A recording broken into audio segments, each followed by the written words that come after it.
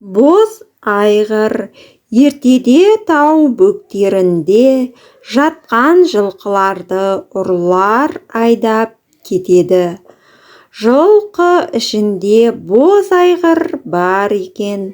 Ол үйірден ұзап алысқа кетпей, шет жағында жайылып жүрсе керек. Ұрылар жылқыларды қуғанда, боз айғырды да үйірімен қоса әкеткен. Жолда 3 күн болып, 4-ші күні жердің оны айдап келе жатқан адамдардың бөтен екенін сезген боз айғыр айнала пысқырынып ауылына қашып кетеді. Боз айғырдың үйірінен бұлайша бөлініп келуін тегін емес екенін білген жылқышының баласы айғырды жүгендеп, ерттеп, қару-жарағын асынып, жылқының соңынан қуады. Жылқыға жетіп, алдын орап, үйірді кейін қайырды. Мұны көрген қарақшылар жан-жақтан қаумалап, баланы ортаға алып, қолға түсіріп, қорламақшы болады.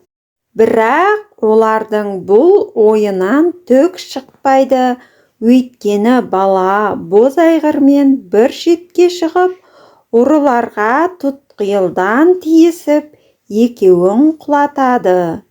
Қызып алған айғырмен қайта шауып, қарақшылардың тағы екеуін түсіріп, ауылға қарай жылқымен бет бұрғанда, баланың енді ұстатпайтынына көздері жеткен ұрылардың тірі қалғаны оны білтелі мылтықпен атып, санынан жаралайды.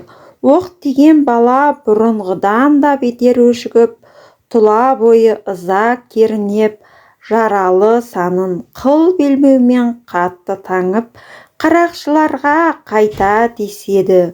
Олардың қалғандарын құлатып, жылқыны айдап ауылға қайтады.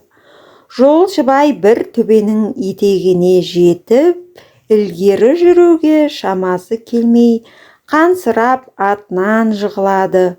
Боз айғыр әрлі-берлі оқыранып баланың қасынан кете алмай, ақыры болмаған соң ауылға тартады. Баланың әкесі боз айғырды көріп, балам өлген екен, енді не болса да іздейін, деп жолға шығады. Боз айғыр есіне бас бермей, тауда қалған балаға қарай ала жөнеледі. Келсе шынында бала өліпті. Баласының өліміне әкесі қатты қайғырып, жылап еңіреп отырғанда, қасында тұрған боз айғыр оқыранып кісінейді. Тағы да ұрылар келіп қалған екен деп, бұл зәресі кетіп, орнынан ұшып тұрса, ерінің қасына ілген домбырасы бар салт атты жалғыз жүргінші екен. Жолаушы баланың жанына келіп, әкесіне көңіл айтады. Бұл болған жайды оған түгел баяндайды. Сонда жолаушы: шіркін-ай, жануарым-ай, ат болса осындай, ер болса сенің балаңдай болсын. Жақсы ат ер сүйегін далаға тастамайды, деген осы да. Балаңа астындағы аты сай екен. Жақсы ат ерге қанат бітіреді деген. Мына жағдай дәл осыған келеді, деп домбырасын алып, бір күйді тартыпты. Күй күңірене барып аяқтағанда, баланың әкесі: замандас, мына тартқан қайғылы сазыңыздың аты қалай? деп сұрағанда, домбырашы: жануар, мына тұрған боз айғырға разы болып, соған арнап тартқан күйім еді.